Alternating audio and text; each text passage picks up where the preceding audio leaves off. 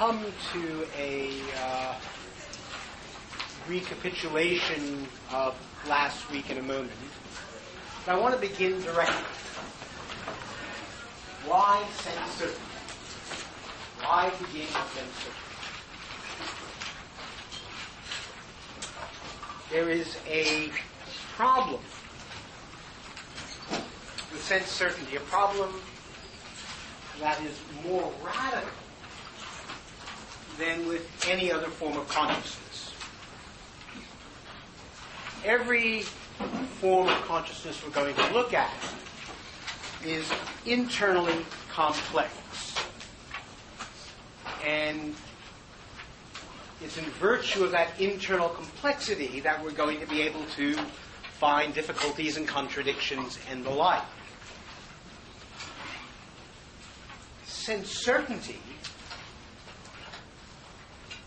wants to be the immediacy of pure determinate knowing. So sense certainty wants to claim that it lacks internal complexity. And I take it our initial problem is to how to understand this claim of lacking internal complexity. How it is we begin here, why we should begin here rather than anywhere else. I take it for granted that since the introduction set up the issue of modern philosophy in terms of epistemology, that the entire section on consciousness is about epistemology. So consciousness here means epistemology as first philosophy. That's what the section is about. And furthermore, I take it that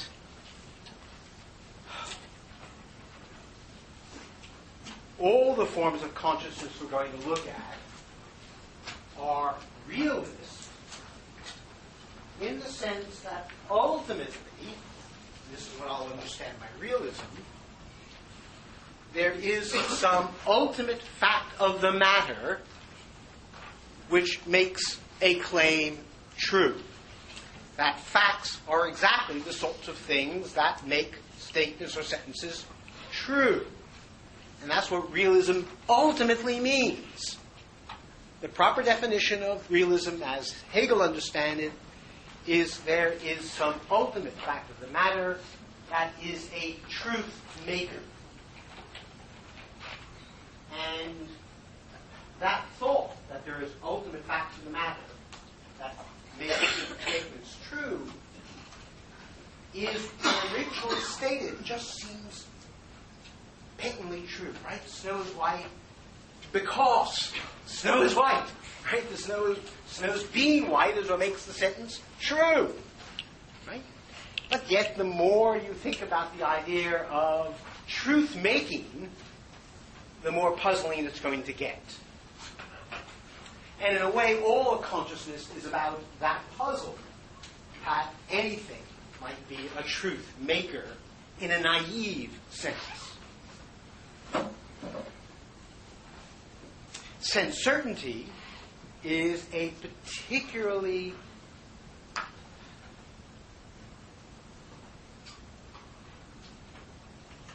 intriguing form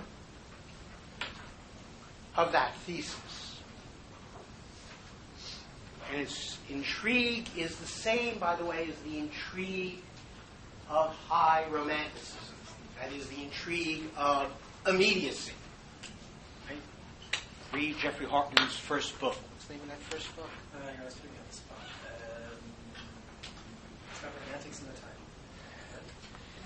I don't know if it does.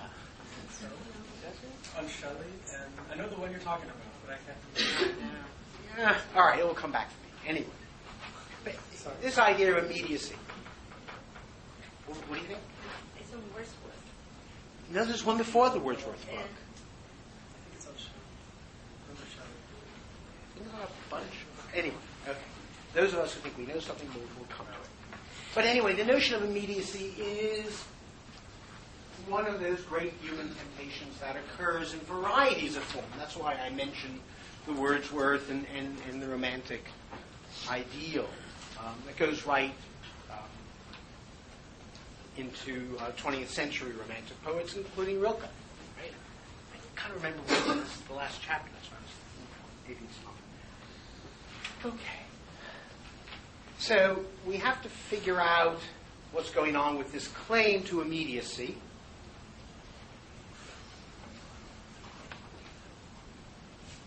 And at least I want to understand it as it occurs here as an epistemological thesis, or an epistemological claim, which is to say, this is one place where Harris goes just wrong, it seems to me. He talks about Frau, someone in her garden, I don't think that sense certainty is a common sense view at all. I think it's a highly constructive view, and I want to understand its construction, and therefore why we're starting with it. If anything deserves to be called the common sense view of perception, I think it's chapter on perception itself.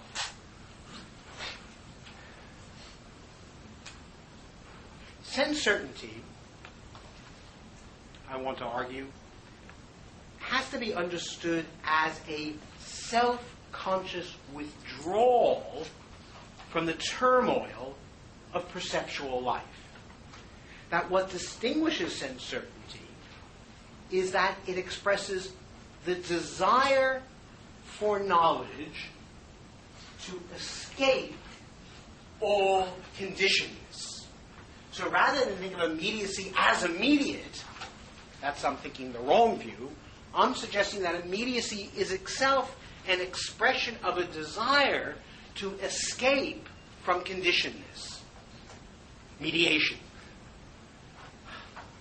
It wants to escape from the burden that we have to tell the difference between true and false, and that indeed, in knowledge, we are responsible in some way for truth-telling and therefore distinguishing true from false. It is therefore not an accident, just to give some evidence for this, what seems like already a too strong a thesis, it's not an accident that in the chapter on perception, the issue for perception is how to make sure that falsity lies in the subject. That is, the job that the whole chapter works by consciousness showing that it is responsible for falsity. And indeed, Hegel even uses the expression responsibility in paragraph 118. So he says there, toward the middle of the paragraph, in which what's happening at this point, which we'll get to, is that there's a growing need for a certain kind of reflection. After all, the subtitle of the perception chapter is the thing and deception. Deception is going to be located in the subject. And therefore, he says there that this return of consciousness into itself, which is directly mingled with pure apprehension of the object, for this return into itself has shown itself to be essential to perception, alters the truth. Consciousness at once recognizes this aspect as its own and takes responsibility for it. So even in perception, although perception is going to be naive in its own way, it takes responsibility for telling the difference between true and false and sorting things out as a moment of reflection. Sense certainty wants to deny there's an issue of responsibility, wants to deny there's an issue of reflection, wants to escape from all of that. In other words, the immediacy of sense certainty is a fantasy of knowledge that arises from the discovery that knowledge is fragile and problematic and susceptible to skeptical undermining. Remember that it's the fear of error is the fear of truth. This is the deepest expression of the fear of error. This is it in a nutshell.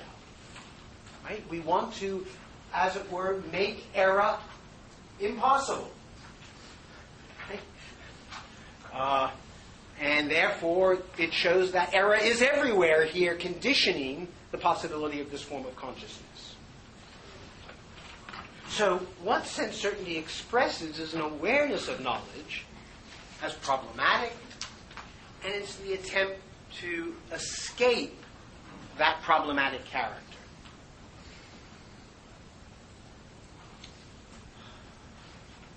And remember that this is, for me, methodological in a sense, that for me, all of philosophy concerns temptations to see the world in various ways, and that therefore every form of consciousness has about it something of a structure of a fantasy of a certain kind.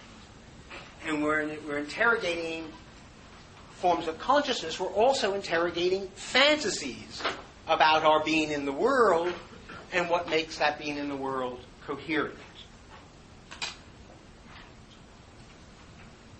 The fantasy here is one of absolute security, of course, an odd kind, namely absolute epistemic security.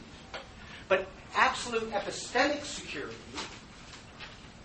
should not be thought of as a dry philosopher's something, because the presumption here is that we're related to the world by means of knowing or representing the world, and therefore the desire for certainty here is the desire to ground our relationship, our connectedness to the world, to give us a place in the world. And the greatest threat to that would be to discover that our presumptively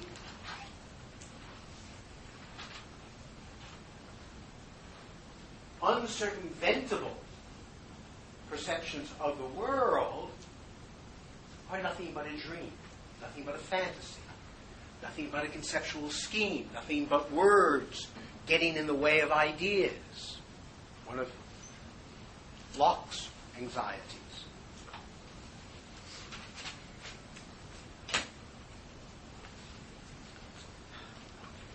Now this fantasy of absolute security has, let's say, a logical character to it. It's nothing to make fantasies and logic separate. And the logic is one of defining the position by a series of negations. Roughly what sense certainty does is negate anything that might count as a form of mediation, as something that might step between me and the world, and claim that they play no part in my contact with the world. So the contention is that all mediations that could be relevant play no role, and it follows from that sense certainty is a derived position that emerges out of the quagmire of epistemological reflection. its privilege here, therefore, is neither epistemological or logical or historical. It's not logically the most primitive thing. There is no such logically primitive thing. It's certainly not historically first. And epistemology need not bind itself, obviously, to sense certainty. We're going to go on to other positions. Rather, its primacy is itself phenomenological. That is, it's the simplest expression of the anxiety that defines epistemology as first philosophy. So, you can only have sense certainty as first once you have an overview of what epistemology looked like, and then put its various possible instructions into some phenomenological order, roughly from most simple to most complex, where it turns out that complexity will not only be mediation, but the role of the mind in those acts of knowing. How much space is given to the mind determining the world. It is important for all the views of consciousness in various ways that they want determinacy without mental determination. That is, it's not the mind that's going to give determinacy to the object via concepts, via language, via attention. I mean, all the various ways in which we now have come to think that the mind does determine. And this is the most extreme form, the phenomenologically simplest form of that determinacy without determination.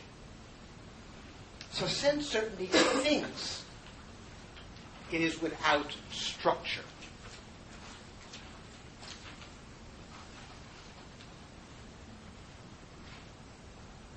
And therefore it is Hegel, in a certain way, that imposes a structure on it. Namely, the structure that he's already given us in the introduction.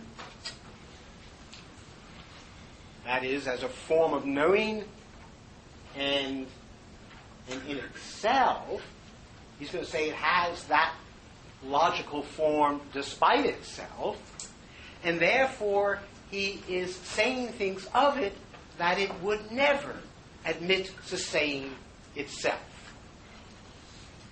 Now, it is just this fact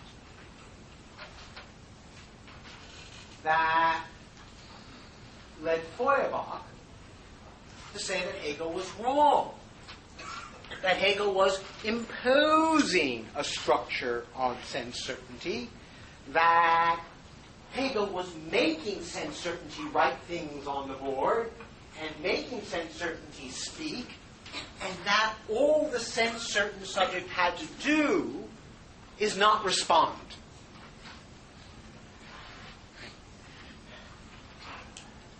Now, in a certain way, because this is a phenomenological analysis, then Hegel is kind of counting on the form of consciousness as responding and acting out and performing, and therefore the Feuerbachian refusal, right? That nice assumption, I just know, I'm immediately aware of this,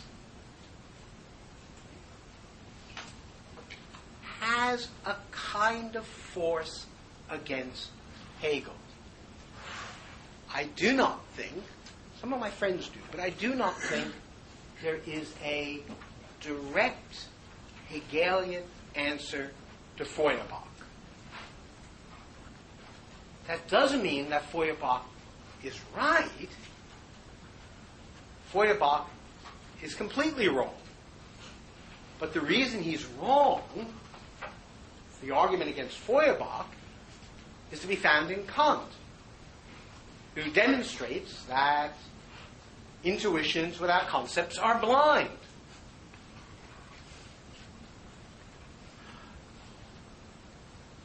Hegel, in this case, would have to rely on the Kantian refutation, which is to say, I want to be kind of open about this, not every argument is refutable from one perspective. That Hegel has to count on, is counting on in this book, sub-Hegelian views has been themselves refuted by pre-Hegelian philosophers. Which is to say, and that's got to be true, that's what makes philosophy really historical. It's really historical. Now, of course, we, in going through the analysis of sense certainty, will have our own reasons to come to think that Feuerbach and sense certainty are false. But logically, those reasons, as it were, are question-making, right? Because what? They presuppose our methodology. And our methodology, and this is the kind of point I'm trying to get to, our methodology, again, is Kantian. That is, our methodology presupposes the standpoint of self-consciousness. And this, by the way, is noticeably called consciousness, not self-consciousness. So Hegel is claiming, in a way, in opposition to Kant, as we'll see more next week, that epistemology itself doesn't belong to self-consciousness, that all of epistemology is a matter of consciousness, namely mirroring or representing the world, and that self-consciousness, we already know, right, is a determining of, again, of a concept, of an object,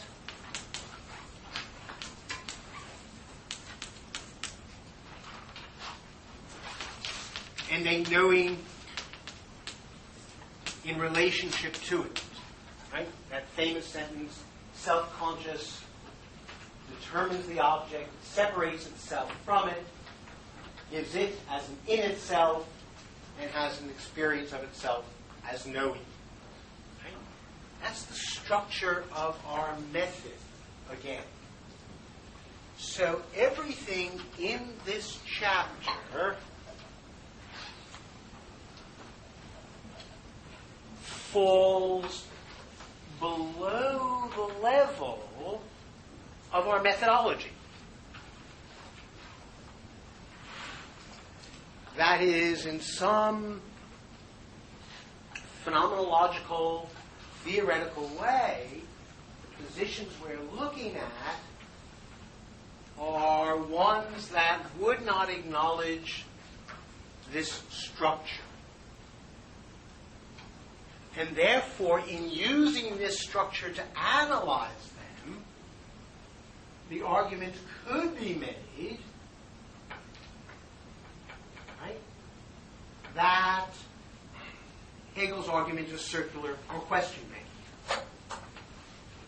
And you will see as you read through the analyses of all of the first three chapters that there's some anxiety by the commentators. You know, that, well, maybe this argument is question-making, maybe it's circular.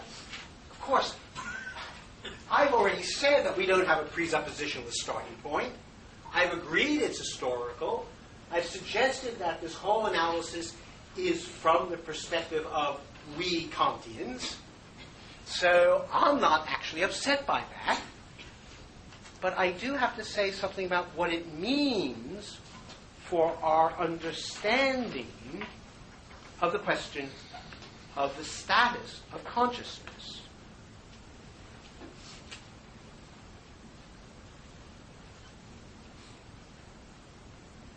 And my thought is this, that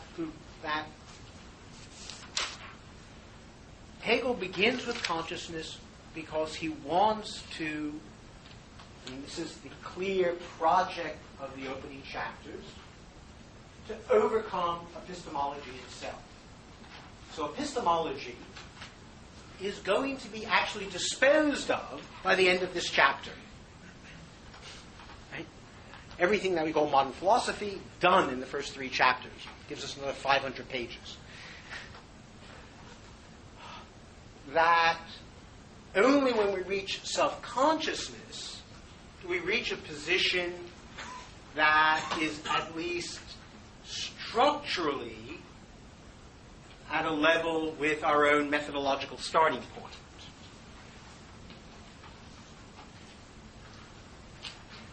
So the hypothesis that I am operating with is that because consciousness is at a phenomenologically lower level than the methodology employed to refute it, then we must read this portion of the text as a genealogy. Namely, as a genealogy of self-consciousness. That is, he's going to try to trace a path, phenomenological path, of which the chapter on self-consciousness, the famous master-slave dialectic,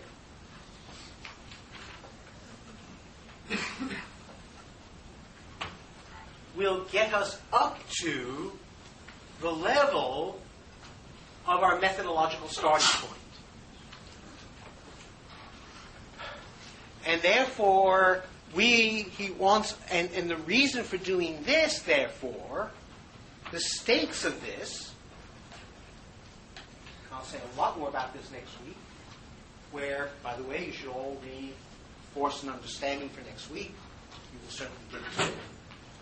The stakes of it is to redefine the meaning of self-consciousness itself. And what I mean by that is quite simple. You will discover that the chapter of Force and Understanding is a sophisticated account of a form of scientific realism. Complicated, but virtually some form of scientific realism. In short, it's a sophisticated view of what a scientific reading Kant as someone who believed in science, a sophisticated reading of Kantianism, at least the first critique, as a doctrine of science.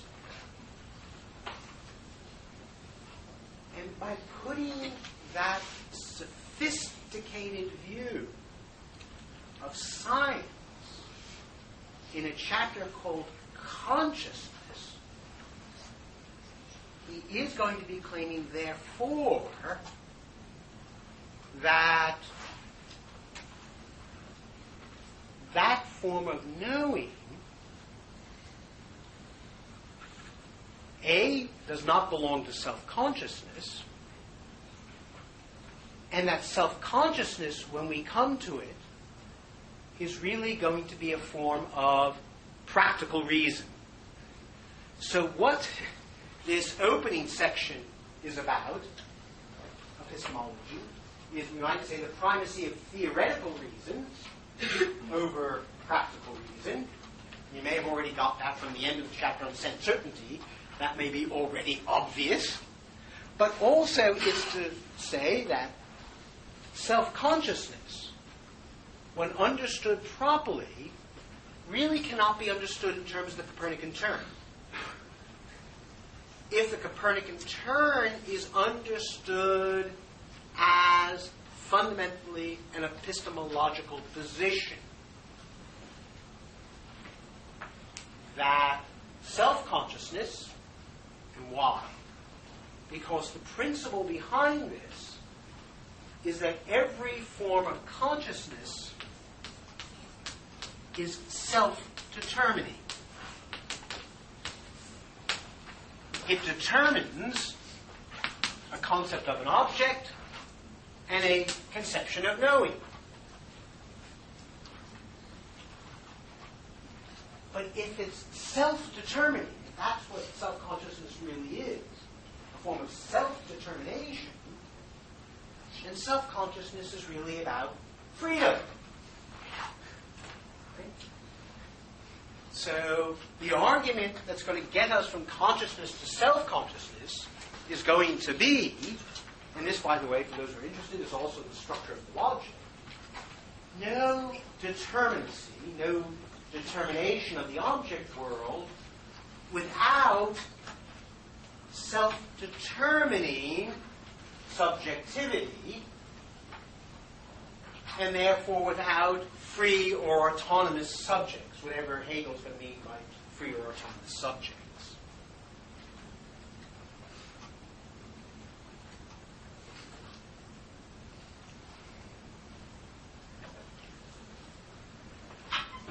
So the elaborate beginning, when I say it's a genealogy, I mean it has to, as it were, find the resources within epistemology, which again is where the introduction started, using its new methodology to recover the possibility of that standpoint. Therefore, at that level, you might say that all of consciousness is question-making, not just the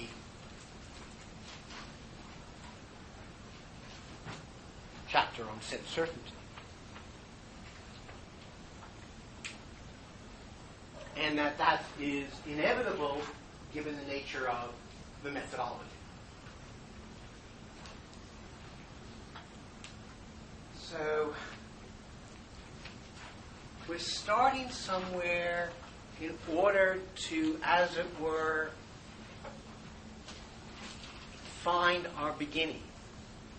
So we're beginning before the beginning, and there'll be a sense, and Hegel makes it explicit, that when we get to self-consciousness, we're, as it were, beginning again.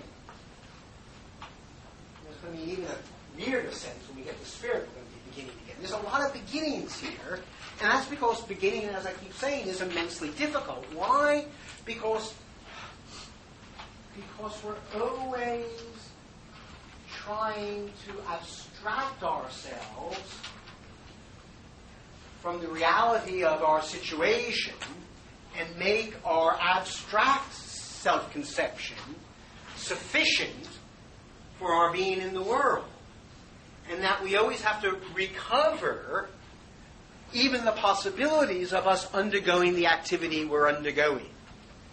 So as I said, it will take again the whole book in order to get, in a way, to the beginning, to the possibility of writing. So this is simply an extreme form of what goes on throughout the whole book, which also means, should I tell you this? Yeah, I'll tell you, but you'll hate me for it. This isn't his real methodology. It changes when we get past self-consciousness, as it must. It kind of works for reason, but something totally different happens in spirit. If I may put it this way, in spirit, the methodology begins to look an awful lot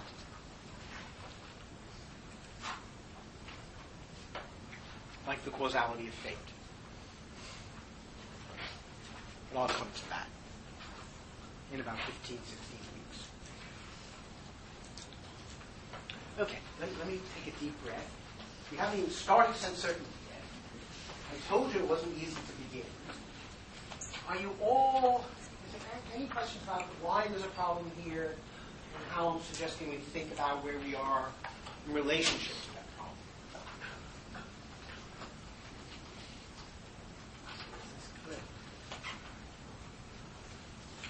Because I can see puzzled looks.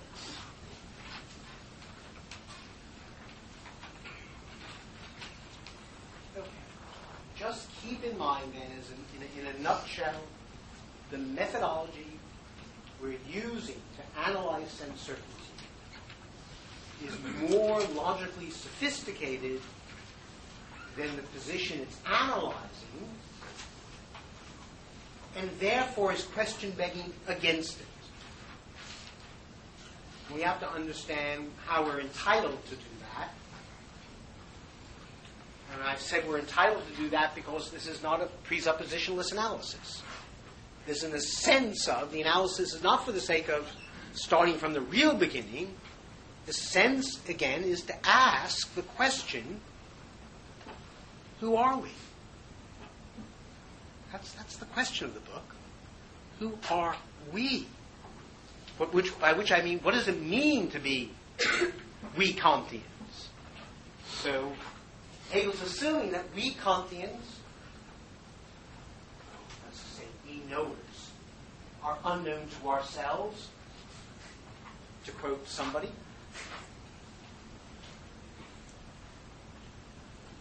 We have to get behind our own prejudices. Yeah. I have a question about anxiety.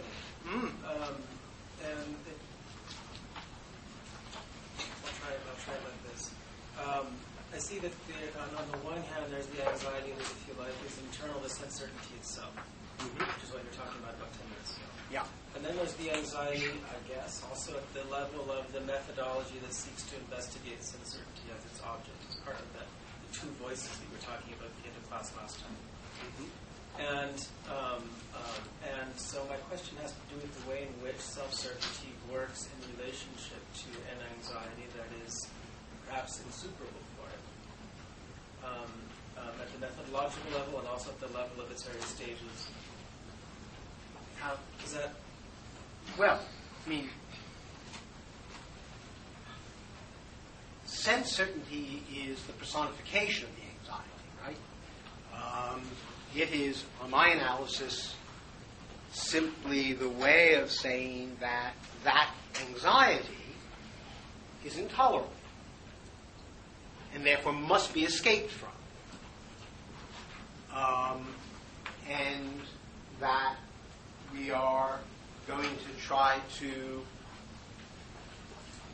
phenomenologically look at what happens when you try to escape from your responsibilities as a knower, namely your conditionedness.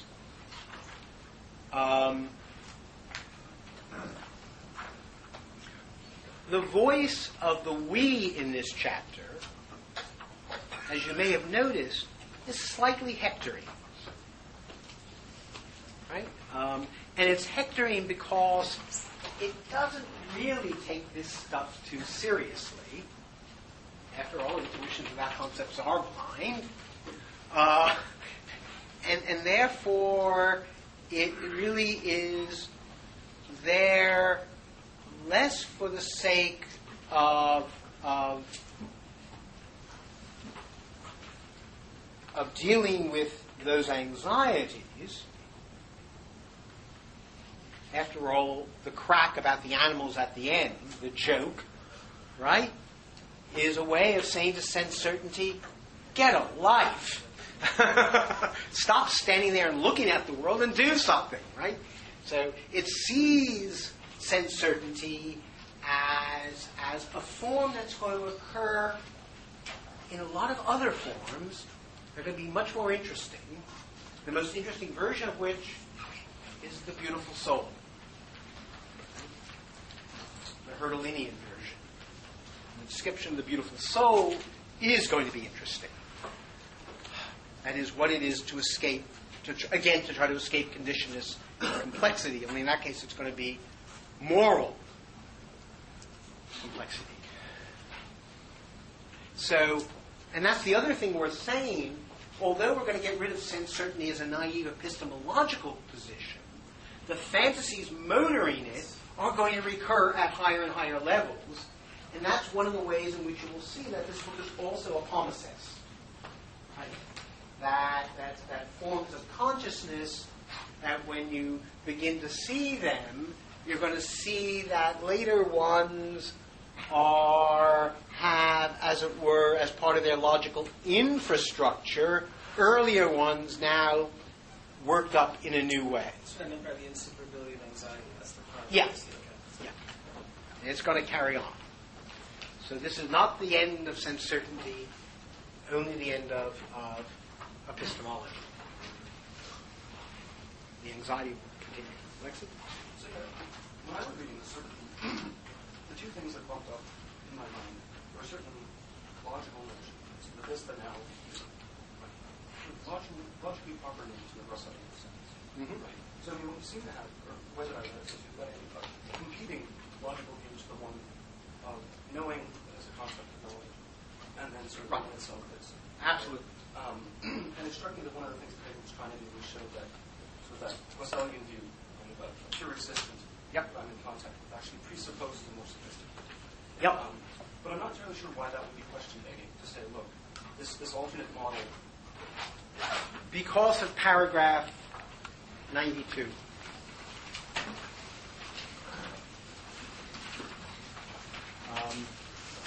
That sounds cheap.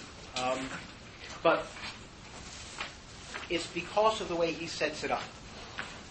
Paragraph 92, by the way, paragraph 92 gets rid of the idea that this is Frau Smith or whoever she is. Because when he says in actual sense certainty is not merely pure immediacy, but an instance of it, he means sense certainty as epistemological thesis. The reason so that the notion of example here, and Harris, he was probably right, is probably poking fun at Jacobi, who was a defender of sense certainty, and he's probably saying, look, you can't have sense certainty as an epistemological thesis, because if you do that, then any actual sense certainty becomes an example of a universal. So be careful how you yourself operate. Right? But then he, lets Jacobi off the hook there. And he says, when we reflect on this difference, that this is, we find that neither one nor the other is only immediately present in sense certainty, but each is at the same time mediated. I have this certainty through something else, namely the thing, and it similarly is in sense certainty through something else, namely through the I. So he's starting right out by saying that the very construction of sense certainty that we're now going to examine presupposes this logical structure.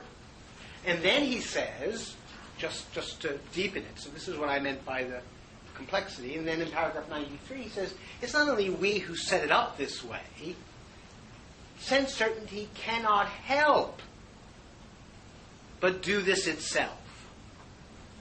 So he says, literally, it is not just we who make this distinction between essence and instance, but sense certainty is going to have to do the same thing as well. So it's going to start by saying that this is the essence, and the sense awareness is inessential, and then it's going to switch. If the I, the essence, being certain, and the object inessential, and then it's going to, right? So he's setting up a structure that is already in all of this. So that's why I'm saying that he's kind of pushing sense certainty in a way that it would not acknowledge, right? Yeah. Well, I think what you're saying is true, but he does have some other formulations where he seems to pour a little bit of cold water over. At the end of paragraph 93, when he's characterizing the object as an immediacy, he says it is whether it is known or not. Mm-hmm. That sounds to me like a perfectly realist characterization of what people who hold this position are after. I mean, it's not stated in Hegelese with mediacy and immediacy. So couldn't Hegel claim that he's not question-making, he's merely translating what they mean? I mean, and of course then it's going to be a question whether it's a good translation. But, I mean, realists do make that claim, right? That an object's going to be there whether I know it or not. And that doesn't fit into that structure. Oh, yes, it does. Well, it does. It's going to have to. No, it does here because, and here's the point, because the only way in which, so when we say essence here, equals, it is, right? And hence why, if you're interested, why this chapter correlates quite well with the opening chapter of the Logic on Being. The only reason that when this turns out to run into problems, we go to the I side, is because the I side was there all along, right? And it's that I'm claiming that is the mediated character of the various moments into essential and inessential is exactly what deprives the position of the purity or immediacy it wants for itself. Right? That's the fault.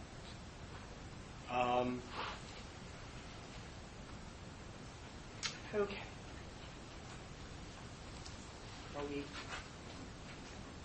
So we haven't started yet.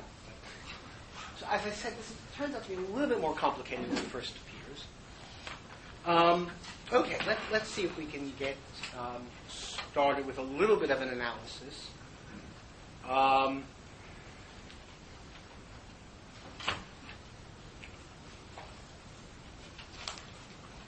much more?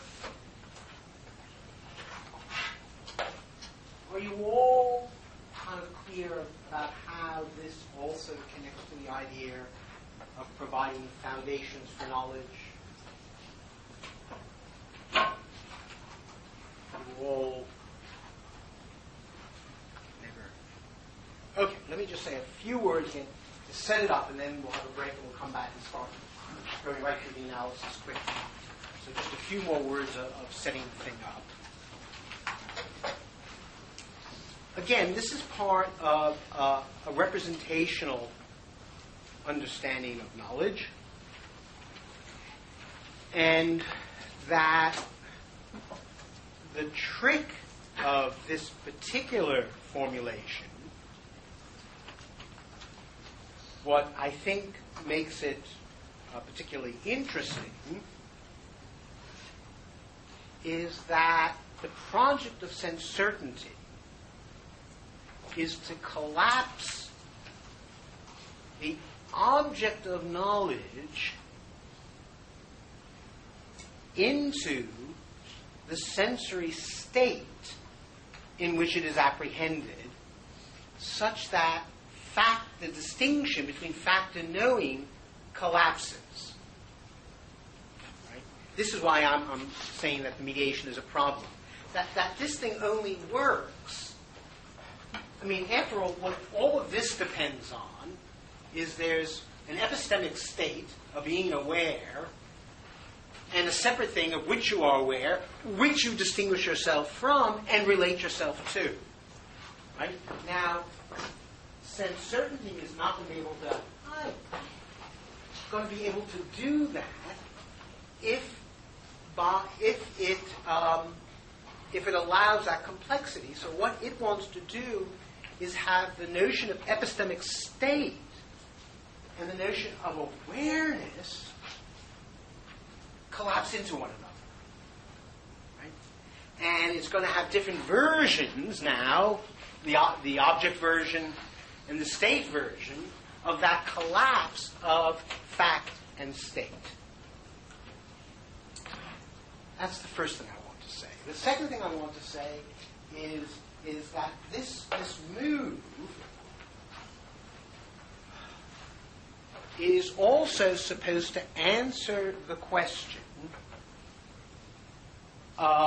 which every epistemologist wants the answer to.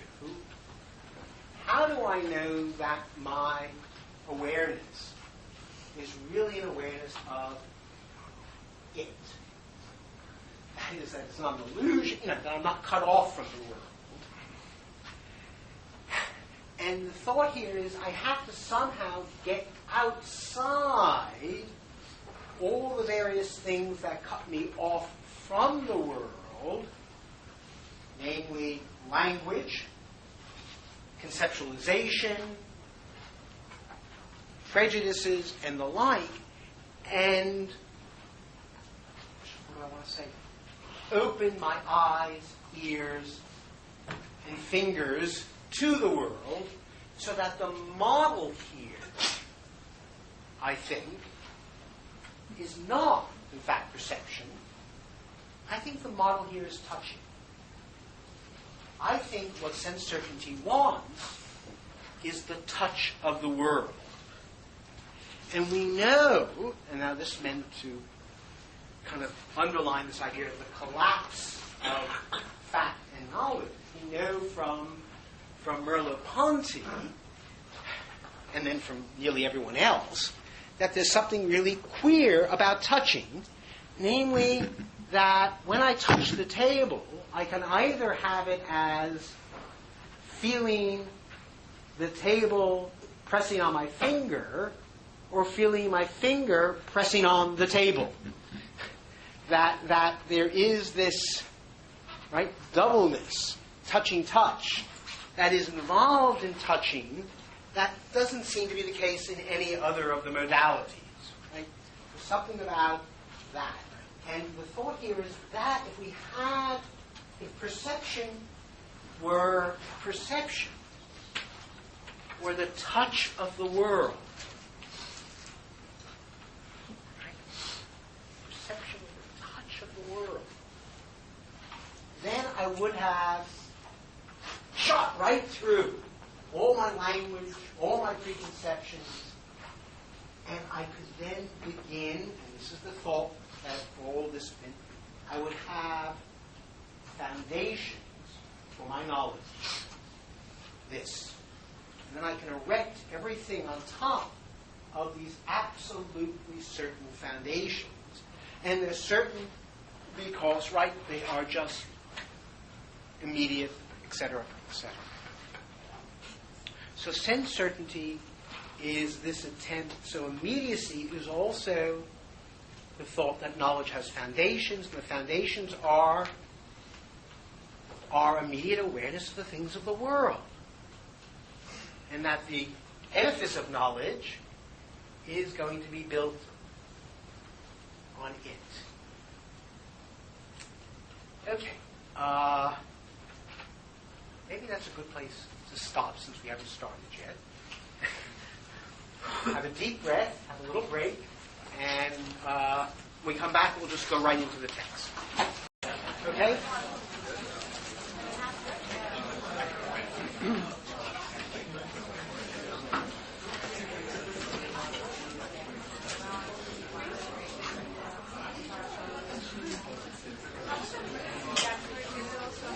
So, of course, the argument here is going to have an ironic form, since the claim of sense certainty is going to be that it's the richest form of knowledge and it's going to be the most empty.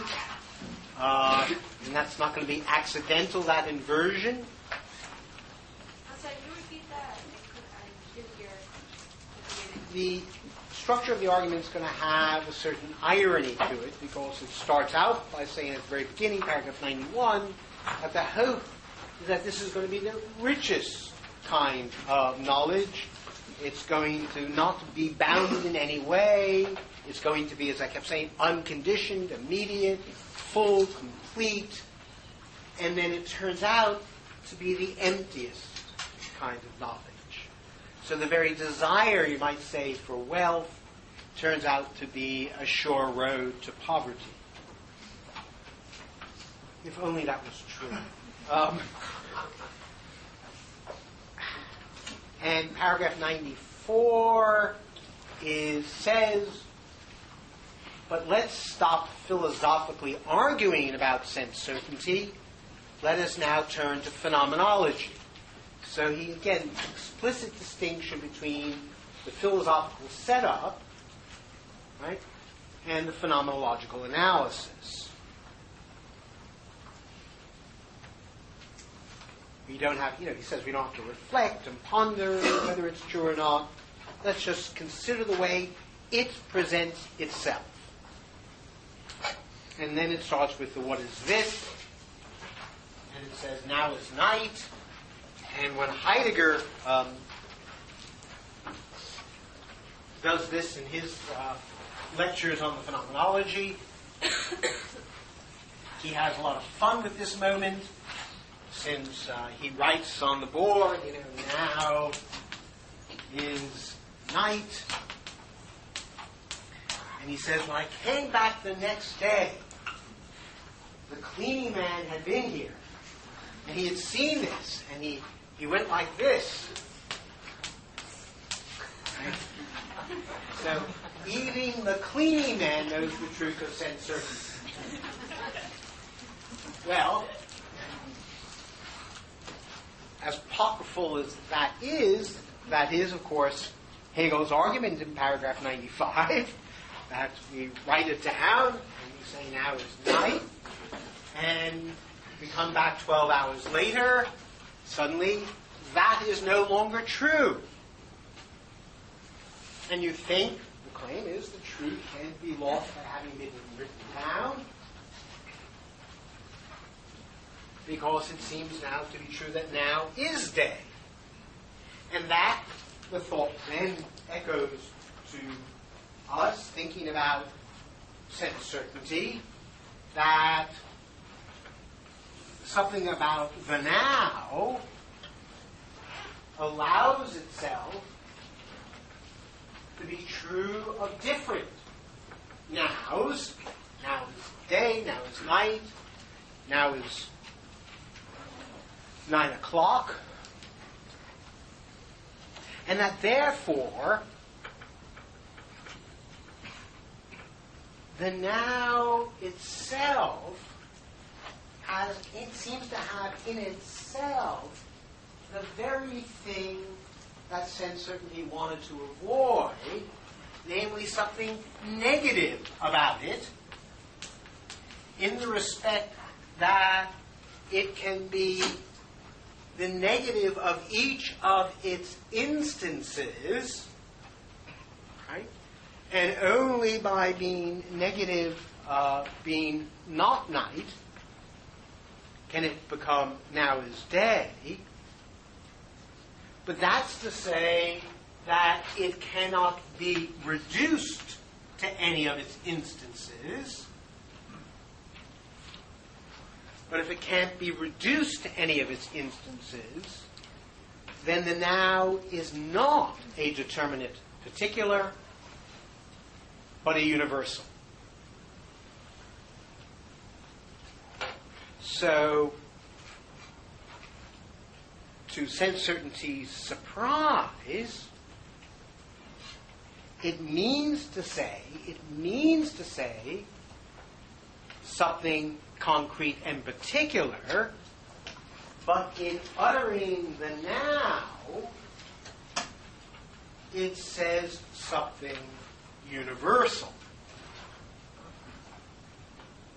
Now, I'm going to come back in a moment to say something about this idea that it's the universal, because we don't now think of, nor did Hegel in the Encyclopedia think, that now is a universal term. It's an indexical. And I'll say a word about indexicals and universals in a moment. But for the moment, let's pretend it's a universal. That is, whatever is the case, and it doesn't matter for the particular things I want to talk about, what's important about now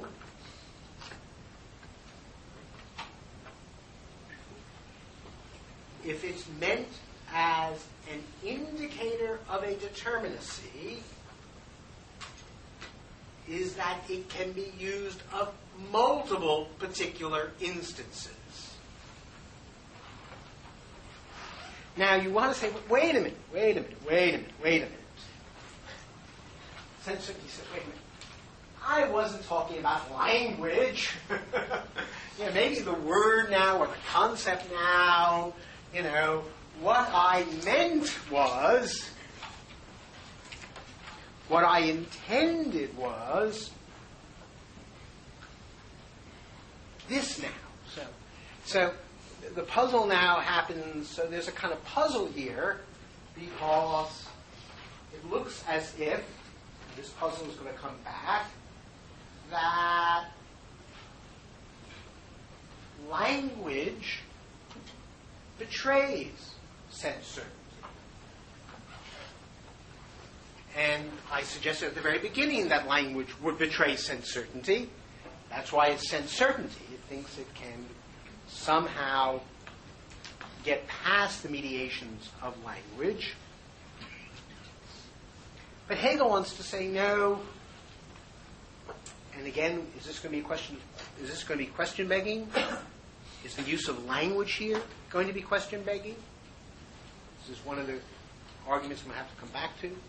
There's a whole claim that in asking sense certainty to write this down, in forcing it to put its thought in language, that it is necessarily, therefore, being forced to mediate by language what it claims cannot be mediated.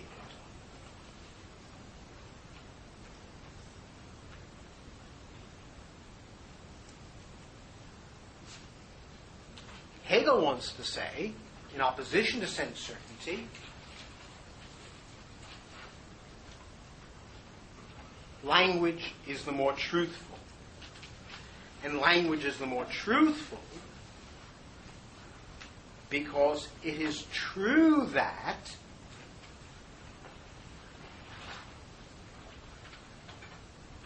the concept now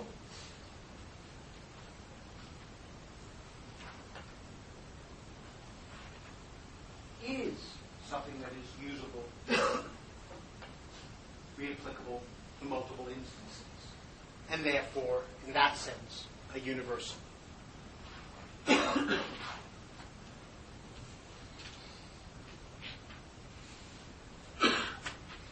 Well, is it the case that we are being unfair to sense certainty here?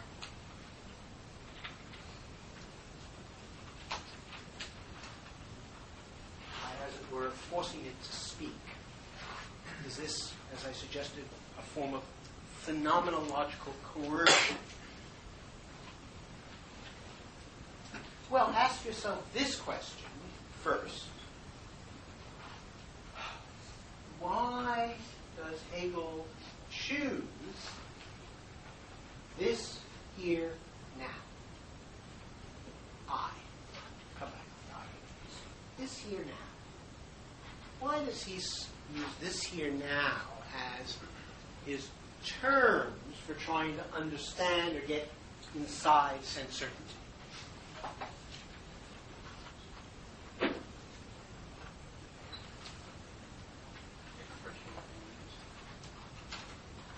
It looks as if, and I think that's right, that if anything is going to, as it were, correspond to what we imagine the notion of immediacy must signify, it's got to be the here and the now.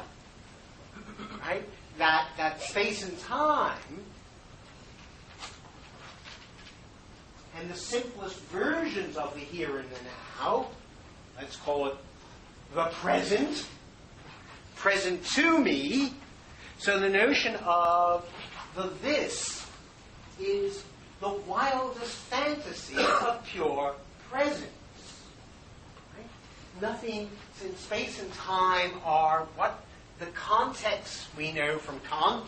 And of course, much of this is going to concern Kant in this chapter. Much of this is going to be a repetition of the transcendental aesthetic. I'll come back to that. Of setting up space and time as the ultimate framework in which we experience things. But if sense certainty is going to be able to have any chance of, as it were, satisfying its imaginary, it's going to have to be through the spatial and temporal forms of pure presence. And what it wants out of pure presence is determinacy. Remember, the idea of uncertainty is not a mystical state of oneness with the universe, although that's what it more or less ends up as. It ends up saying nothing. It ends up as just saying being, because it has no terms for its own determinacy. But he begins with the this because the this is the imaginary that I am immediately aware of something, touching it. So the terms here and now look to be, because they are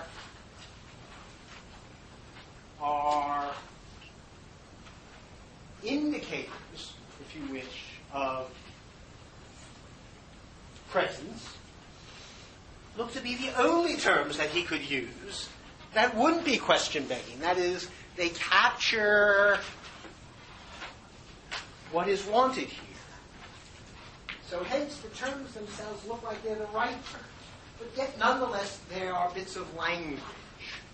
So is sense certainty, is there being a question-begging with respect to language?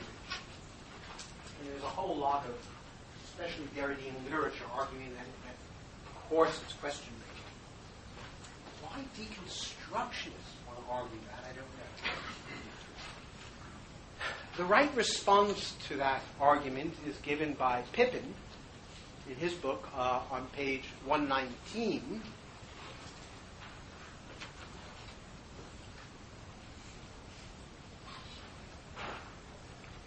And the question that Pippin rightly asked, the argument against Hegel would take the following form.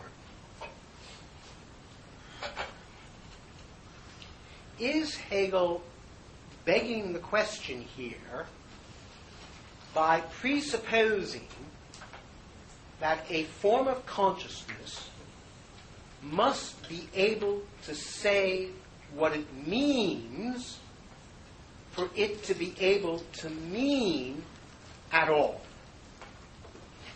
Let me repeat. That's looks like the thesis that's at stake here. Must a form of consciousness be able to say what it means in order to be able to mean at all? Now, if that were true,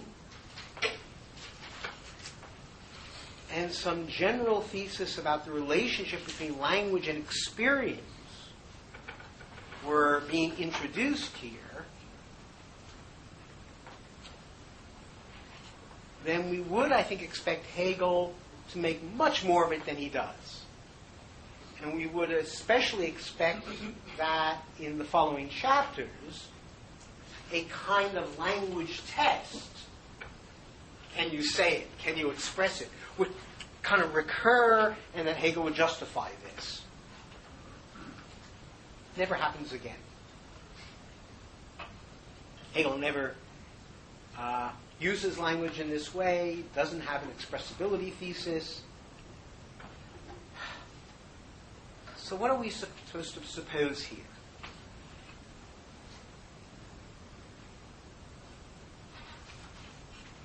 I take it that the argument is, and now I'll quote Pippin, is that the impossibility of a direct apprehension of a determinate object is shown to be a consequence of the restrictions inherent in the kind of putative experience experience itself. Namely, it's a consequence of the lack of that experience containing any determining capacity. Because the problem here is the indeterminacy, right? The problem is, I mean to say, now is night, but I cannot determine that, right? Because I'm not allowing that there are any determining capacities. Right? And it's because sense certainty takes away, strips away all the determining capacities, whether they are linguistic or not, that makes the experience essentially indeterminate. So all that sense certainty could experience would be such an indeterminate presence. Because it doesn't, it imagines, right, the fantasy. The question is could there be an experience of the kind that sense certainty is imagining, that has the concreteness that it's imagining, but with everything else withdrawn, with no concept, with no language, with no setting up of context? Everything that would give the experience its determinacy has been withdrawn. But if it's been withdrawn, then the experience itself is indeterminate. It's not that it can't express what it means. It can't mean what it's imagining, because what it's imagining is something determinate, and determinacy requires a lot of stuff. That's what we're going to learn. Determinacy, to get to this, requires a lot of practice. It requires concepts and handling indexicals and knowing about reapplication of them and the like. So the thought here is that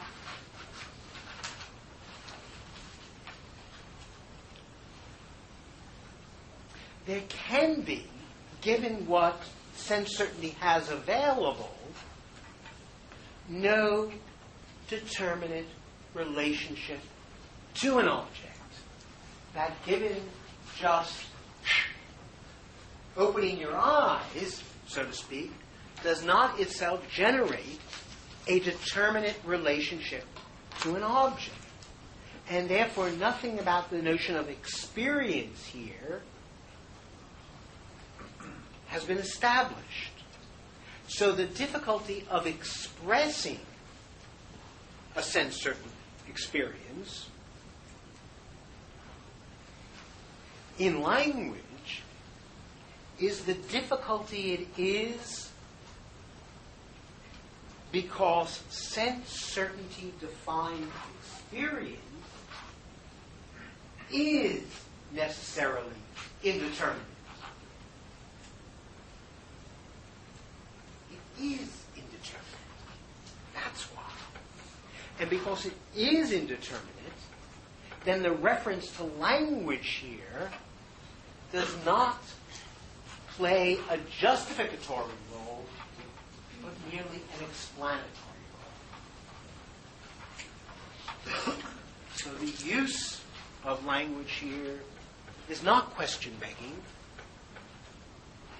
in any problematic sense. Rather, and now we can see what Hegel was thinking when he says language is the truer, namely what language is showing is the indeterminacy of sense certainty's actual experience. That is its experience that's indeterminate. Right? And that's because there's nothing within its account of what makes experience possible. Namely, nothing makes it possible, it's opening your eyes. That could generate determinacy. Even, we'll get to a minimal attempt I mean, because the minimum one needed that I always think about when I read this chapter is one of the great concepts that's not been philosophically worked adequately is attending. What sense certainty wants to do is to attend, to pay attention to a particular. But attending is a very, very complicated mental act. A huge footnote on attention is critique.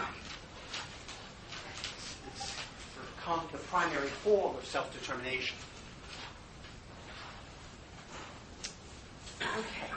So the problem, the reason why when sense certainty says now, it ends up saying the universal is because that's all it has at its disposal. It has no means of getting to the very thing it wants.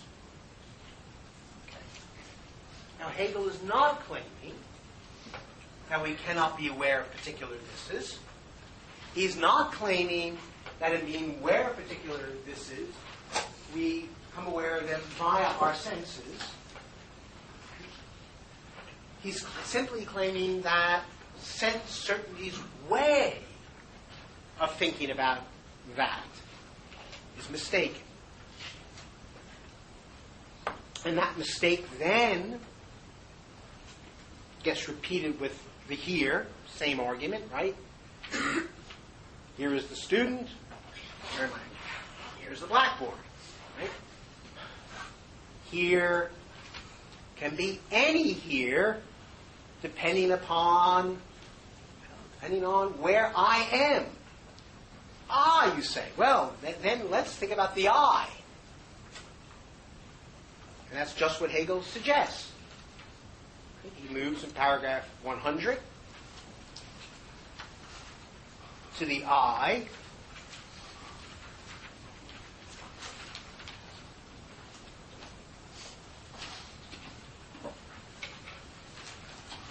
And says that now is they.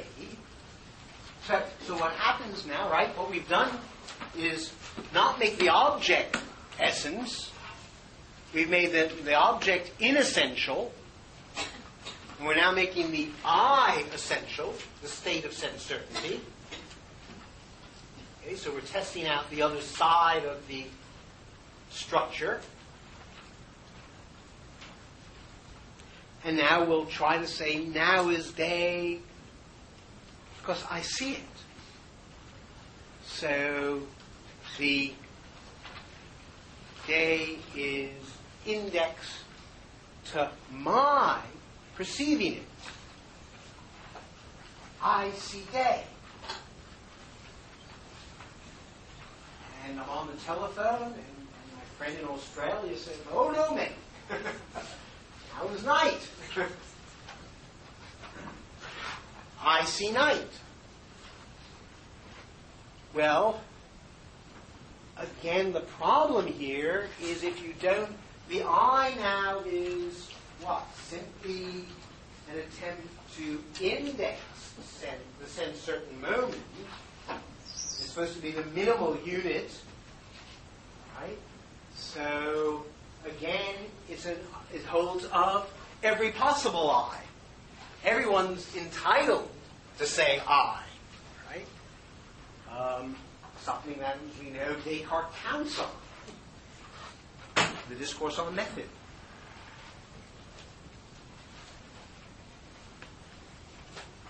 So the problem turns out to be the same with I. Well, of course, it is the case that neither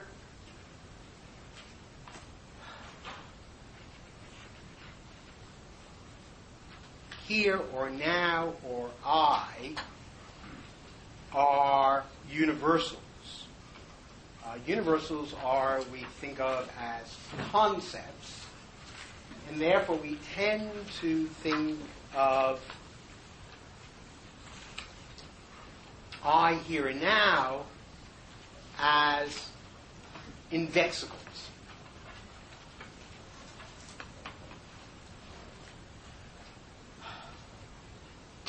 And Hegel says this, if you want to check paragraph 418 of the Encyclopedia. He came to realize that his formulations here were not quite adequate. So, indexicals, so what's the difference between an indexical and a universal?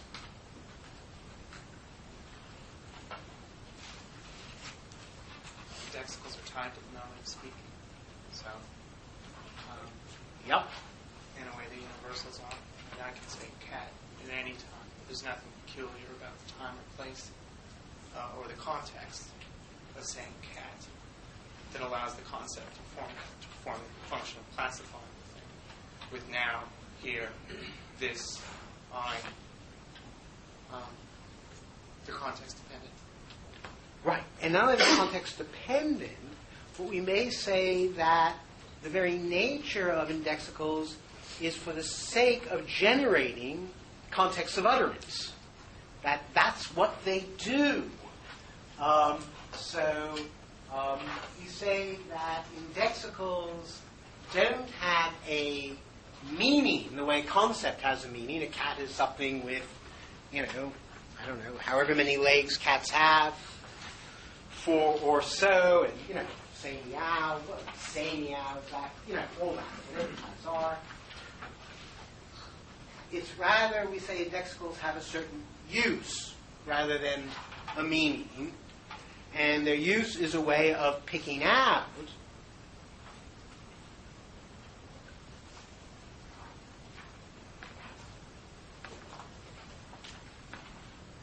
a context of utterance, and therefore what we are aware of, particularly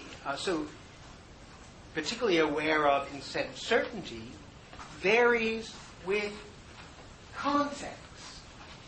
And therefore, what sense certainty lacks is any way of constituting a context of awareness or a context of utterance that is determining. That is, it wants to use, if I might put it this way, it wants to use the logical powers of this here now I without incurring any of the responsibilities that go along with the employment of those powers. The powers are, of course, to generate the notion of something that should be present. So it wants indexicals, but without acknowledging that they are, in fact, they're concepts with they are terms that have a certain set of uses,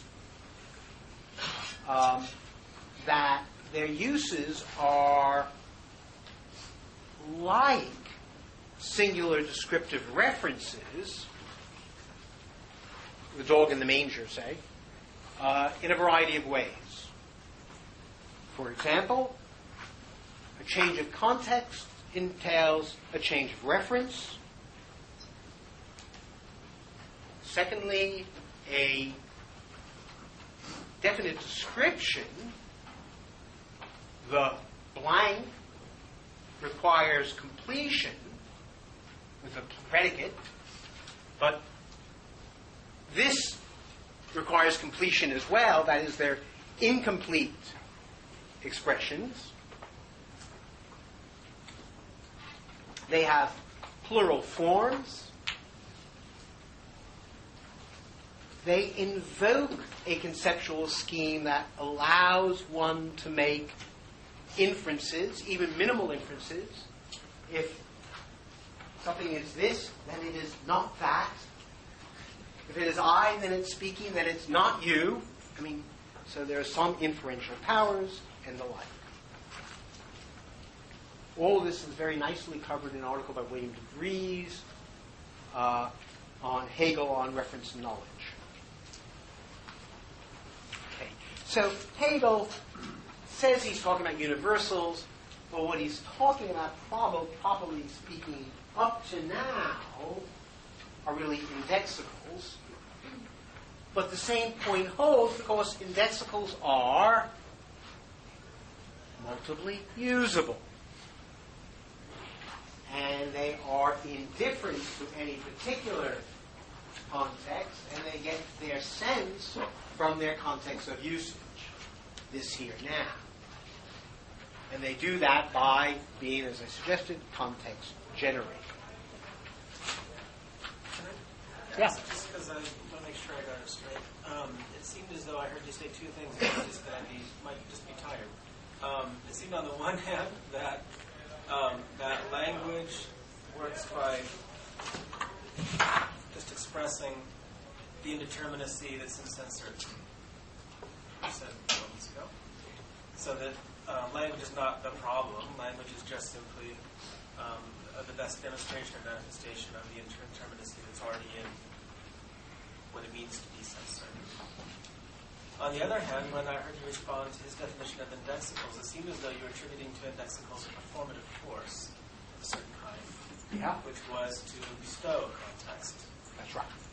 And so it can't be that language is just, that's trying to reconcile those two things. If language is just expressive of indeterminacy and not bringing it into being, how does that reconcile with what you're saying indexicals do here, which is make a context? And I take it that's partly what Hegel means when he talks about the propositional force of these sentences. It's part of Heidegger's take on this too. Right. And so the thought has to be both sides, right? We have to have both sides. That what sense certainty doesn't know, right, is that if it were to get any determinacy, it would have to use indexicals in the ordinary way, that it would have to depend upon language, right? But it thinks it has access just by virtue of the terms now and here to a now and here, which are not now being used, but we might say quoted. So the problem with sense certainty is it doesn't use the indexicals, it quotes them. Imagining that that's a content, that now is a content, namely the present, rather than an act of determining a context, which gives or makes things present. So language does, in a weird way, does turn out to be the problem. No, the problem is activity. What's what I mean? Of course, and language is a version of that, but we knew that. That's right. So everything about consciousness, we're going to find this over and over again, right, is that consciousness wants determinacy without determining activity, the activity of consciousness. The concept of an object determined by a apperceptive self-awareness. Right? That's the whole thing about self-consciousness. It is the determining of a concept of an object, and therefore generates an epistemic space, right, with a palpable profile. Sense certainty wants none of that. So I was only bringing in the question of indexicals for people who not unreasonably think that the word I should not be lumped along with the words cat and dog and be called a universal.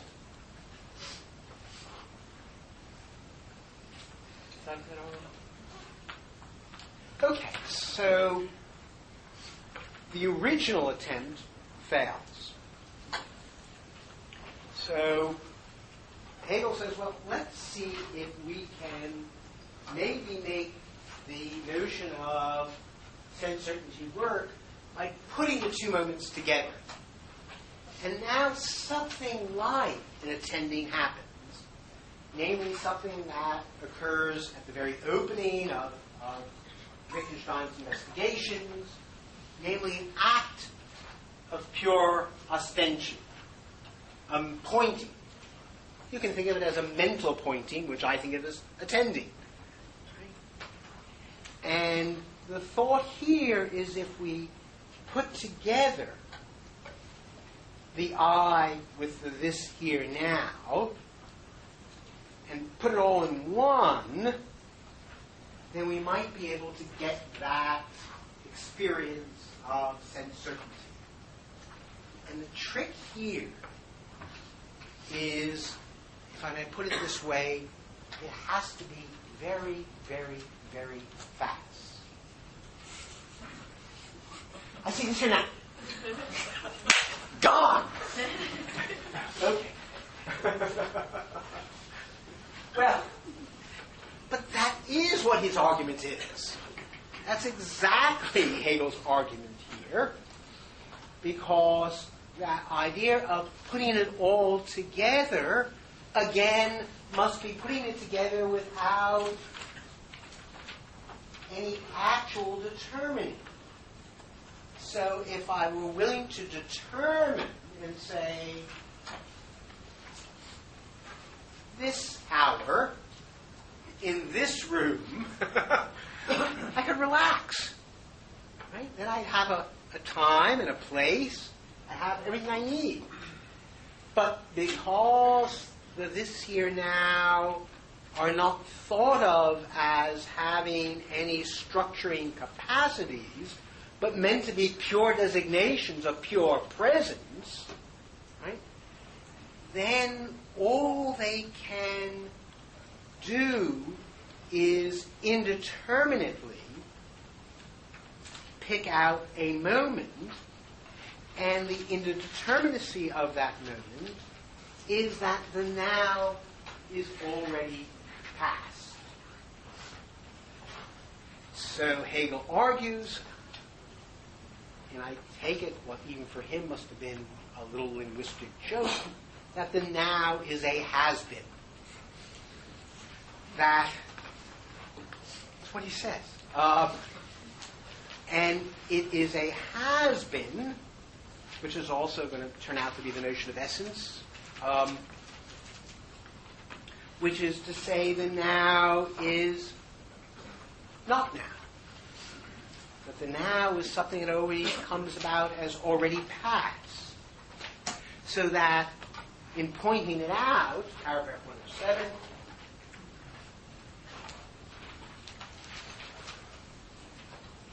I point out the now, and it is asserted to be the truth. I point it out, however, as something that has been, or as something that has been superseded. I set aside the first truth. I now assert as the second truth that it has been, that it is superseded. But what has been is not. I set aside the second truth, its having been, is its supersession, and thereby negate the negation of the now, and thus return to the first assertion that the now is. The now and the pointing out of the now are thus constituted that neither one nor the other is something immediate and simple, but a movement which contains various moments. So, the thought here, which he puts slightly more eloquently in the Encyclopedia 259, the Zusatz. Zusatz are little sections, additions at the end of everything in Hegel. The actual material stuff is incomprehensible, but then he has these additions and comments, and they're helpful. And here is his definition of the present in the Encyclopedia. He says the present is, and this is what he's just argued, now he's laying it out more logically, he says the present is only because the past is not. The being of the now has the determination of not being. And the not being of the now is its the not being of its being is the future. The present is this negative unity. Let me read the rest and I'll put it on the board. Formula of it. The not being replaced by the now is the past. The being of not being contained in the present is the future. If one considers time positively, one can therefore say that only the present is, but the concrete present is the result of the past and is pregnant with the future. So the logical form of the now for Hegel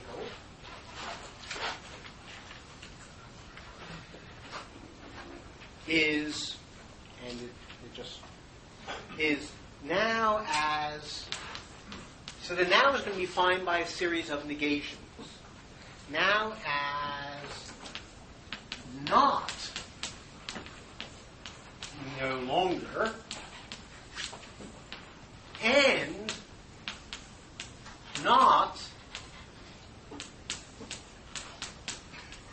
yet. So the now is composed of two negations of negations. Right? The past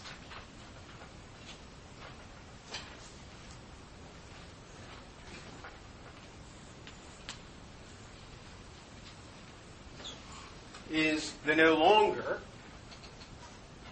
and the future is the not yet, and the present is the not no longer and the not yet. That is, there's no. So he's trying to show here, if you're an Husserlian, you may say that the present is a moment of retension of the past and a protension towards the future. If you're a Kantian, you'll say it includes the reproductive imagination and the recognition of the object and the concept. And if you're a Heideggerian, you'll say it's ecstatic temporality. What all these accounts share is they do not begin from presence. They all view the present as something that is generated as a relational moment between a past and a future. And it's only in light of, as he says, as a result of a past and a pregnancy with a future, that there is any now. So Hegel's first thought here about the now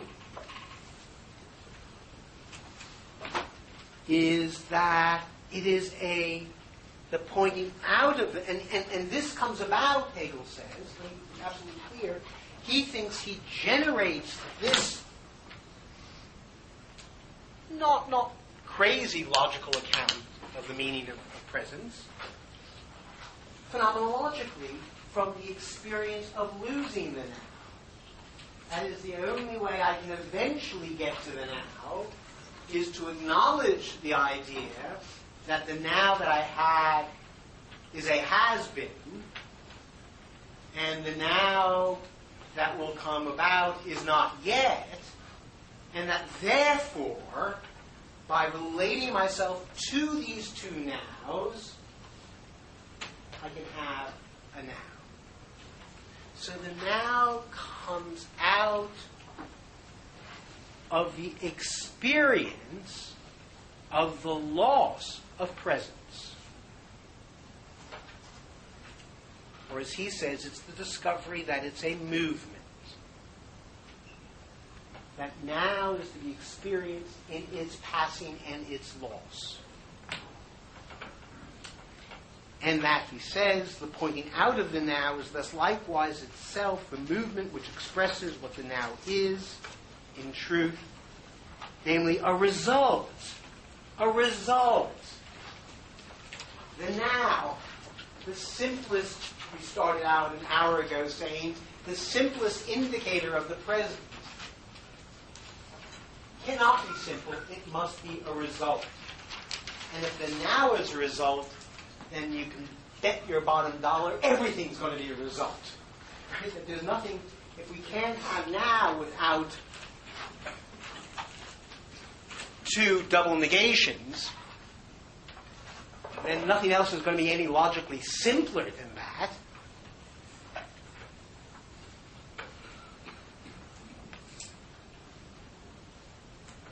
And that's learning that the now is a certain power within this context and constituted. Now, the notion of here is, in fact, in a way, to me, much more interesting because much more anthropological. Paragraph 108. And I don't know why commentators don't mention how anthropological it is. He says, what I mean by anthropological is this is very unlike what Kant says about space, which is, a bit Newtonian, a bit geometrical. He says here, the here pointed out, to which I hold fast, is similarly a this here, which in fact is not this here, but a before and behind, and a above and below, a right and a left. Anything curious about those three sets?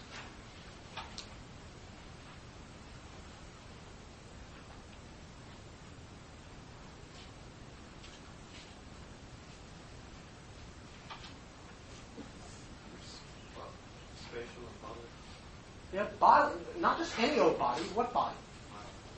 It's the human body.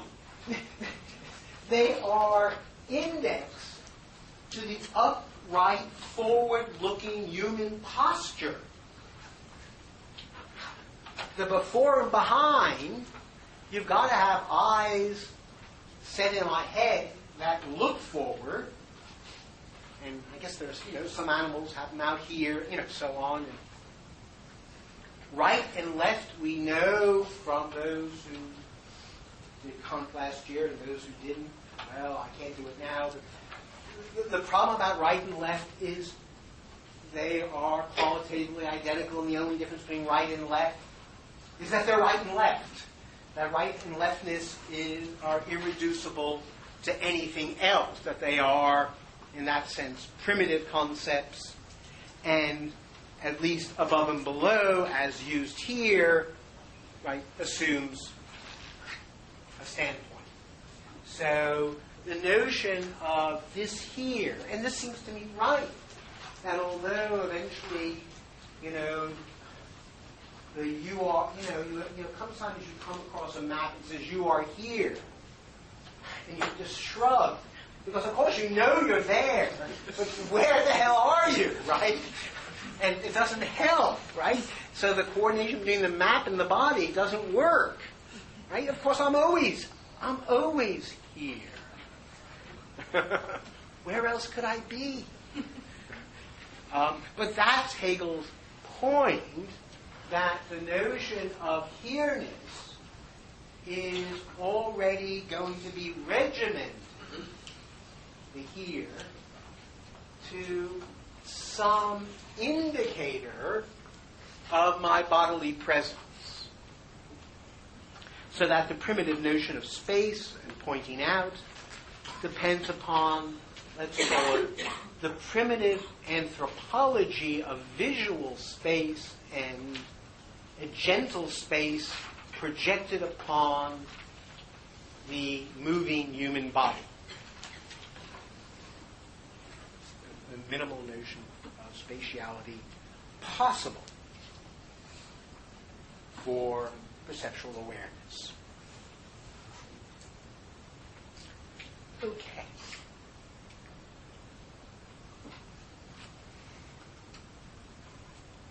So it turns out that both here and now require space and time for their condition of possibility.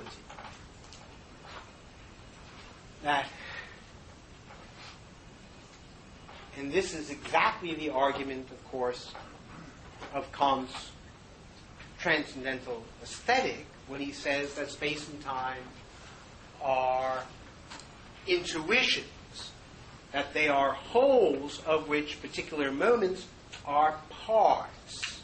So you can't start with a now and you can't start with a here. Rather, the now is composed of many nows, here of many heres. Hegel now says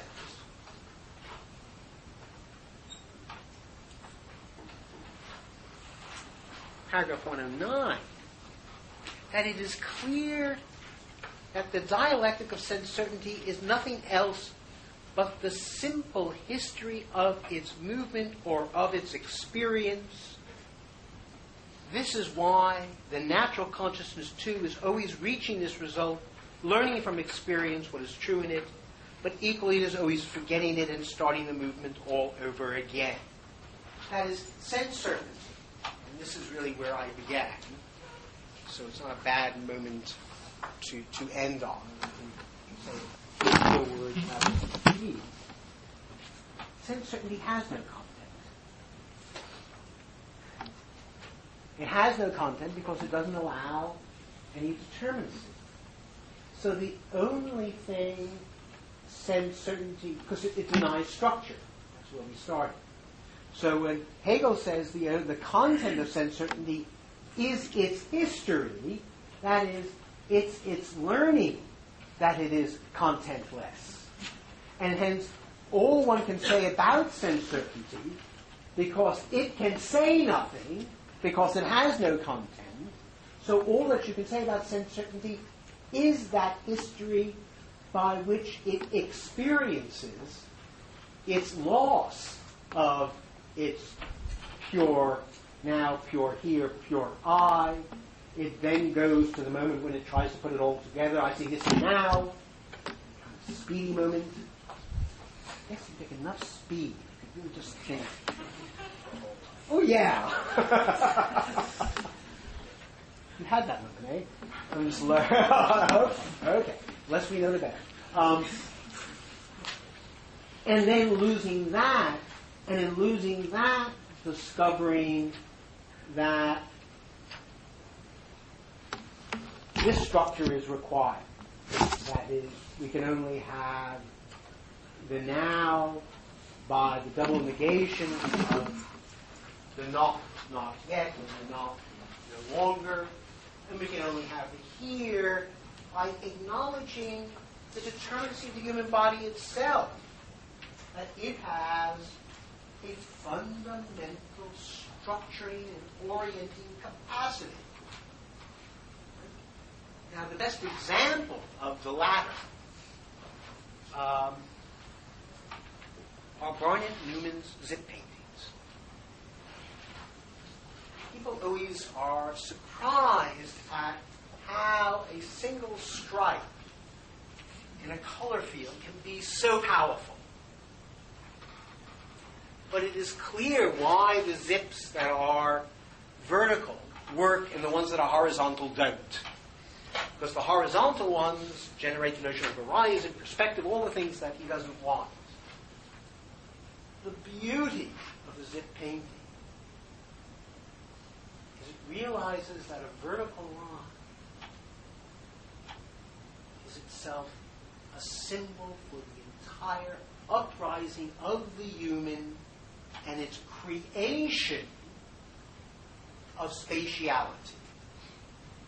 So when we look at the zip, and this is what, of course, Barnett Newman intends by these paintings, we feel as if we are experiencing the birth or the origin of meaning. And he gives them these really heavyweight biblical titles to tell you, in the beginning, Abraham, all this stuff, trying to say this is the emergence of meaning itself. But I want to say it's not the emergence of meaning because there are two colors in the world. It's the emergence of meaning because there is the upright human being, face forward, left and right, above and below. Immensely powerful.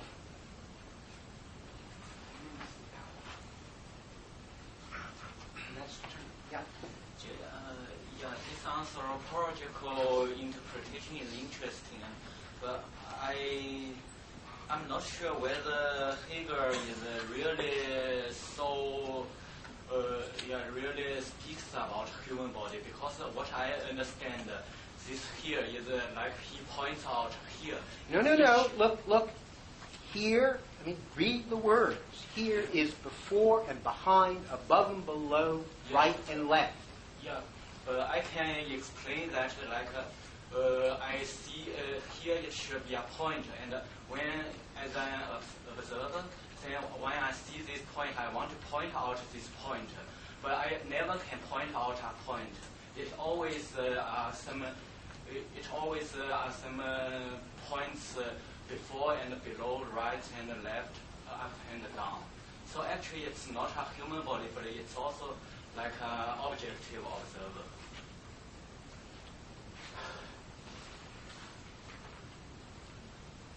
That's already too much. Right?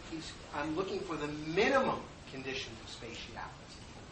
Of course, you're right that these are also objective ones, but I'm suggesting, and Hegel's suggesting, that in order to utter here, we're going to have to have at least those 6 operators. And I'm suggesting those 6 operators just are the operators of what it is to have a human body in spatial terms. Right? He could have said, what concepts? That here has to be relative to every other space. But he doesn't say that.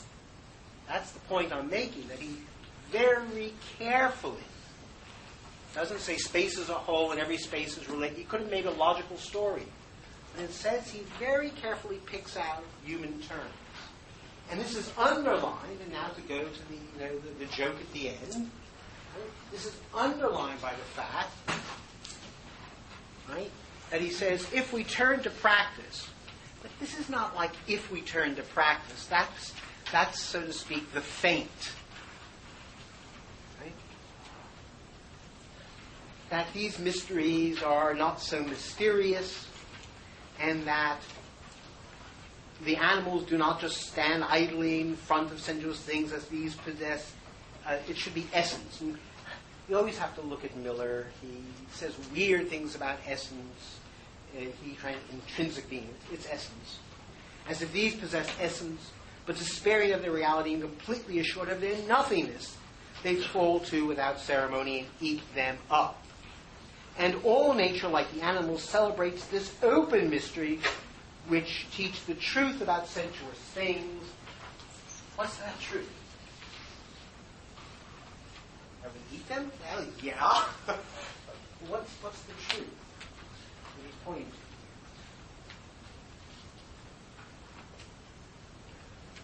It's kind of nice. It's an open mystery. Don't puzzle by it.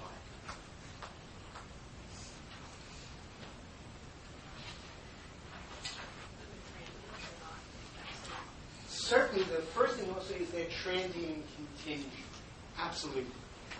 That they are not essential things at all. That's the first thing to say. Absolutely. That there's a fetishism by saying, what is sense certainty imagining? To imagine that this is going to, as it were, save my soul. Sense something of me. So the first thing is, yeah, we're transient. But we're transient too. So being transient isn't the worst thing that can happen. What else?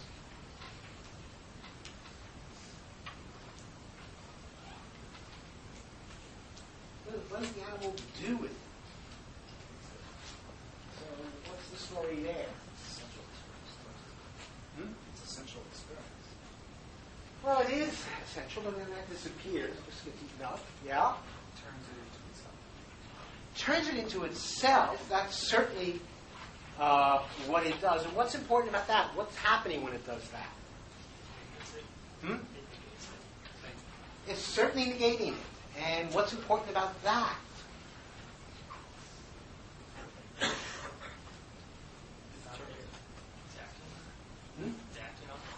It's using it. It has a purpose. It's caught up in a series of practical purposes. So the sensuous thing isn't something that we just look at. It's going to get its meaning in another 3 chapters, or if you want, from being in time, from being in a circuit of objects that are related to one another by the purposes they fulfill in our practical lives. So we might say, if there's a motto that's going to be pressing us forward, if I can use a motto from one of my favorite writers, Methodological, all knowledge is for the sake of action. That knowledge belongs within a context in which we are practical beings, and we look at things not for the sake of just looking at them, although we have experiences of beauty. That's a bit of a puzzle. But that's the experience of mere looking. Mostly looking is caught up as part of a practical experience. And that's what the animal knows. It doesn't just stand looking. It puts it to use. So he's suggesting here that we are already caught up, and it's going to take us a while to get past this, in a fetishism of the contemplative perspective, as if perceiving or knowing or looking for the highest human activity. Okay. Questions, ideas, thoughts, anxieties?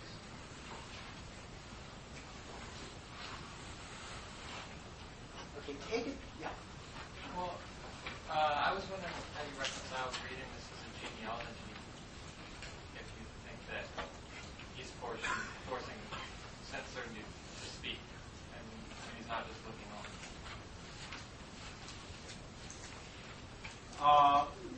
We force it into a phenomenological structure. Yeah. So I mean, I thought genealogy was just descriptive. Right? Phenomenology is descriptive in that this structure itself, we watch it perform it. So once we agree that it has a structure, even if it denies it has a structure, then we don't have to have a criterion. We can simply ask if, in its own terms, it matches its sense certainty with an awareness of a this. That is, does the experience deliver determinacy? That's what we're asking. And what we discovered is, looking at its performing that claim, that it turns into the very opposite.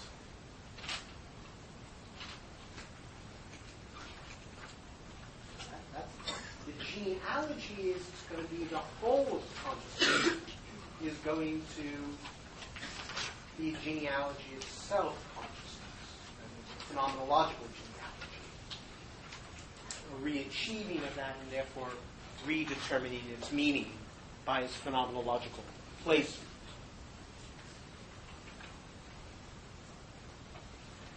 Okay, a few practical matters.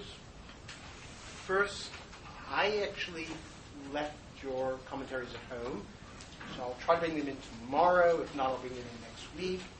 I get group 10 this week, Rocio. I get group 10. Rocio gets anyone else who wants to hand things in. We will start Force and Understanding next week. We should be able to do perception in an hour, but I'm always optimistic. But now, think about this. Although you've been very quiet today.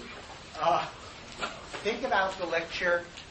We can start next week with questions if you wish. We can kind of think about, come back and see if you really got it clear. Okay? Good.